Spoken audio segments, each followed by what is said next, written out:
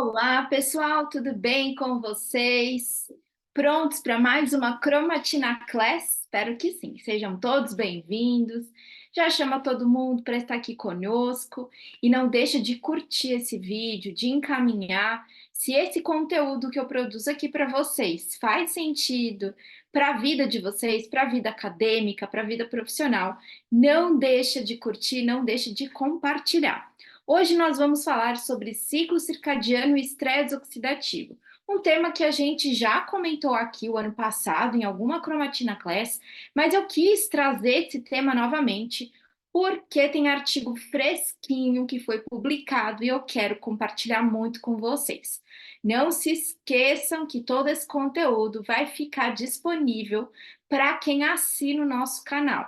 Nós já estamos tomando todas as providências para que vocês possam ter na íntegra todo o conteúdo exclusivo das Cromatinas Class, porque aqui fica disponível para o público durante 24 horas e depois ele fica disponível para quem assinar o nosso canal. Vamos lá, hoje nós vamos então falar a respeito do ciclo circadiano e para nossa temática principal, eu peguei essas informações científicas desse artigo publicado fresquinho agora em 2024 na revista Cells. Um artigo de revisão, mas que trata muito sobre todas essas questões que a gente fala muito, tanto aqui no YouTube, quanto também no Instagram. E eu quero que vocês saibam, né, do que se trata. Então, esse artigo, ele fez uma revisão bem interessante a respeito de ciclo circadiano, que ele chama de ritmo circadiano, de crononutrição, ou seja, o impacto da alimentação influenciando nesse ciclo, do tipo de treinamento físico e homeostase redox. Alguns mecanismos moleculares que são propostos para a saúde humana. Então, eu quero que vocês fiquem até o final para que nós tenhamos aí um entendimento completo de tudo que está acontecendo nesse ciclo circadiano. O que na verdade pode influenciar e pode também ser influenciado. Quando a gente pensa no ciclo circadiano, a gente pensa no ciclo de 24 horas. Esse ciclo de 24 horas, em alguns artigos, alguns autores, eles propõem a temática de ciclo sono-vigília. Então, quando nós estamos falando de vigília, é o tempo em que nós estamos acordados. Quando a gente está falando de sono, é o tempo que nós deveríamos estar dormindo. E algo que eu achei interessante aqui dessa figura que eu peguei na internet, eu peguei no Google, é que essa figura, ela fala exatamente, ela põe algumas propostas de horários, isso é bem interessante, mas também ela coloca como uma verdade, um estilo de vida matutino, diurno, ou seja, a pessoa acorda às 7 horas da manhã, começa a trabalhar 9 horas da manhã, meio-dia ela se apronta para almoçar, depois às 2 ela tira uma sonequinha, aqui não é tão comum, hein? Mas vamos pensar que seja, né? Às 17 horas ela já saiu do trabalho e aí ela já está fazendo sua atividade física. Às 19 horas ela tem a sua última refeição do dia. Às 21, ao invés de ficar ali no celular, ao invés de ficar ali no computador, não somente estudando, porque tem muita gente que fica, gente, né? E a gente sabe disso, muita gente que fica aí no celular, fica no TikTok, fica vendo nada com nada e fica super estimulando o cérebro, fica super estimulando os batimentos cardíacos, inclusive, vendo notícias que infelizmente são fatalidades. A gente tem que ficar, claro, atualizado com o que está acontecendo no mundo, mas existem momentos que não são tão apropriados, né? Então, às vezes a pessoa, ela tá lá 21 horas, ao invés dela pegar um livro, uma literatura, algo importante para ler, para edificar a vida dela, ela vai assistir uma série de terrorismo, uma série em que eu tenho ali muitas mortes, que ela fica super ansiosa, que ela fica ali sendo bombardeada de informações. Então, tomar cuidado, porque vai dormir lá para as 23 horas. E como que tá essa mente? Como que tá essa ansiedade? Tudo isso reflete muito, gente, na nossa qualidade de sono. Existem genes que estão associados com essas preferências de principalmente de ciclo, né, que podem influenciar as preferências de hábitos. Então, existe um gene chamado clock, bem propício, né? E esse gene chamado clock, algumas pessoas têm uma predisposição para responder a hábitos matutinos barra diurnos, e outras pessoas têm mais propensão para resposta a hábitos vespertinos e noturnos. Essas alterações, essas características podem influenciar também quebras desse ciclo. Então, por exemplo, uma pessoa que tem um hábito diurno, vai trabalhar à noite, ela troca a noite pelo dia, o dia pela noite, mas porque ela quer? Não, porque ela foi trabalhar à noite. Qual que é a tendência dessa pessoa? Ganhar peso, aumentar a glicemia, ter resistência à ação da insulina, muito comum. Muito comum ela deixar de fazer atividade física, muito comum ela ir para os alimentos mais processados. Eu tenho pacientes que eles trabalham à noite e eles falaram para mim, Tati, agora a minha frequência está menor, mas quando eu tinha uma frequência maior de plantão, eu tomava café com açúcar e comia bolacha maisena para tentar ficar acordado, para tentar ficar acordada. Então, olha só o tipo de submissão que a gente tem. Claro que tem que ter um momento certo, né, gente? Faz parte da carreira para algumas pessoas, mas se você pode escolher, escolha dormir à noite e ficar acordado durante o dia. Se essa não for uma opção para você por causa do trabalho, por causa do seu dia a dia, então coloque ali uma meta, porque, gente, não é saudável. Não é saudável, porque essas interrupções aqui no nosso ciclo vai alterando o padrão hormonal, vai alterando informações de resposta detox do nosso organismo, altera a resposta imunológica também. Tudo isso influencia bastante na nossa resposta, que a gente chama fenotípica, que são as características que a gente consegue avaliar de uma forma observacional. Então, quando a gente pensa nessa resposta detox, o artigo ele traz essa figura falando que essa resposta ela pode ser uma montanha russa. Então, ora eu tenho um aumento dessa resposta, ora eu tenho uma queda, ora eu tenho um aumento de estresse oxidativo, ora eu tenho uma queda porque eu aumentei antioxidantes. Então, quem faz essas trocas noturnas, quem tem quebras de ciclo circadiano, então vamos pegar os resquícios que nós tivemos da pandemia. As pessoas, elas trocaram noite pelo dia, por N motivos. Um dos motivos pela quebra da rotina. Por isso é tão importante você e eu que nós tenhamos rotina. A rotina ela é fundamental para realmente colocar ali todos os pontos importantes para as definições que a gente tem que ter no dia a dia, mas também para que a gente possa se respaldar em relação à quantidade de nutrientes, a quantidade certa de atividade física. Vocês vão ver que o excesso de atividade física também pode ser bem prejudicial. Só que eu preciso conhecer essas demandas do meu corpo, senão eu vou ficar sempre nessa montanha russa. Montanha russa de aumento de estresse oxidativo, montanha russa de inadequação de antioxidantes. O que vai acontecer? Será que eu preciso mesmo de tanto antioxidante? Será que o meu corpo precisa produzir tanta glutationa? O que acontece com a minha melatonina quando eu quebro esse ciclo circadiano? Já que a melatonina ela tem um papel extra sono, extra descanso, ela tem um papel antioxidante também. A melatonina ela é bem utilizada como uma resposta antioxidante para o nosso corpo. E ela vai ser primordial em alguns casos específicos. Então, esses fatores, por exemplo, o exercício físico. O exercício, ele é maravilhoso, certo? O exercício regular, ele potencializa respostas ao estresse oxidativo. Ele potencializa, por exemplo, uma melhor resposta de biodisponibilidade de nutrientes também. Por quê? Porque o exercício, como ele pode reduzir o estresse oxidativo, ele pode, por exemplo, regular a minha insulina, ele pode melhorar a minha beta-oxidação, minha queima de gordura, eu posso perder peso com exercícios específicos e orientados, eu consigo potencializar uma resposta que vai diminuir a inflamação, por exemplo, no meu intestino. E essa inflamação diminuída pode favorecer o aumento da produção de melatonina, uma vez que eu tenho uma adequação do consumo de triptofano, uma vez que eu tenho um equilíbrio de resposta inflamatória, de ativação de serotonina, de ativação ali da formação de melatonina.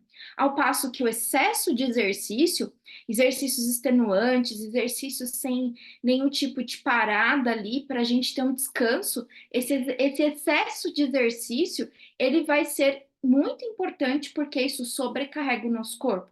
E aí a chance de lesão, ela vem, a chance de nós termos ali até uma, com a lesão, né? Você pode ficar ali simplesmente tendo pouco acesso ao exercício, porque se você tem uma lesão, você tem que se recuperar primeiro. Se você entra no estado, por exemplo, de burnout, que é um estado mental de cansaço, de fadiga, associado, por exemplo, a um overtraining, você tem uma sobrecarga muito grande. E aí, essa sobrecarga muito grande potencializa riscos para as doenças crônicas, como, por exemplo, diabetes, resistência da insulina, obesidade, aumento de circunferência abdominal, risco cardiovascular, vários riscos importantes. E aí, aqui na figura, ele exemplifica, porque a gente está falando de ciclo circadiano e de crononutrição, ele exemplifica, por exemplo, ó, dietas com alto teor de gordura e alto teor de triptofano. Não estou falando aqui de suplementação, simplesmente de dietas. Então, se eu tenho, por exemplo, ácidos graxos livres na circulação, mas eu faço exercício, eu utilizo esses ácidos graxos como fonte de energia. Se eu não faço exercício de forma adequada, eles vão ser armazenados no meu tecido adiposo, aumentando a resposta inflamatória, aumentando o estresse oxidativo. Mas vamos pensar que está tudo adequado, está tudo regulado. Esse exercício físico, então, a gente tem uma beta-oxidação adequada, só que esse triptofano da dieta, ele é transportado aqui pela albumina, triptofano livre, e esse triptofano, quando a gente tem uma boa biodisponibilidade, esse triptofano, ele pode ser convertido em serotonina, em última instância, em melatonina. Para quem tem uma resposta inflamatória aumentada, por exemplo, a nível intestinal, isso não ocorre de uma maneira unidirecional. A gente pode ter formação de quinurenina, de ácido quinolínico, de metabólitos que são importantes, e até o indol, né? A gente tem o indican também aumentando, porque isso pode ser um perfil importante para suspeita de desbiose. E aí, muitos profissionais já pedem, por exemplo, esse marcador que é o indican. Ou às vezes pede ali um coprológico funcional para avaliar a função de digestão também desse indivíduo, desse paciente. Ao passo que se eu tenho uma dieta rica em carboidratos, principalmente simples, com alto índice glicêmico, uma dieta muito rica em proteína, mas baixa em triptofano, eu posso ter alteração, seletividade ali, uma seleção periférica na captação de alguns aminoácidos livres, e aí eu posso não ter todos os aminoácidos complementando aí a minha dieta. Lembrando que o triptofano é um aminoácido essencial, então ele precisa vir da dieta. Se eu não tiver quantidades de triptofano adequadas na minha dieta, eu tenho prejuízos, porque ele é um aminoácido essencial. Se ele é essencial, meu corpo não produz. Meu corpo precisa adquirir a partir da alimentação ou da suplementação. E aí a gente vai ter uma oferta muito importante de nutrientes, que aí a gente já se refere à crononutrição, e essa modulação da expressão dos nossos genes. Porque, por exemplo, tá, formou melatonina, Tati, beleza. Essa melatonina, ela vai ter mecanismos antioxidantes. Então, quando a gente consome a melatonina, por exemplo, para melhorar a qualidade de sono, é interessante? Pode ser interessante, mas depende da quantidade, depende do momento que você vai tomar essa melatonina. Por quê? Porque se essa melatonina, por exemplo, você tomar em altas doses, como que seu corpo vai querer produzir algo que você já consome, algo que você já repõe? Mas essa melatonina, hoje a gente sabe que ela tem atividades antioxidantes. Então a gente tem ativação de enzimas antioxidantes que no final das contas pode influenciar na formação de glutationa.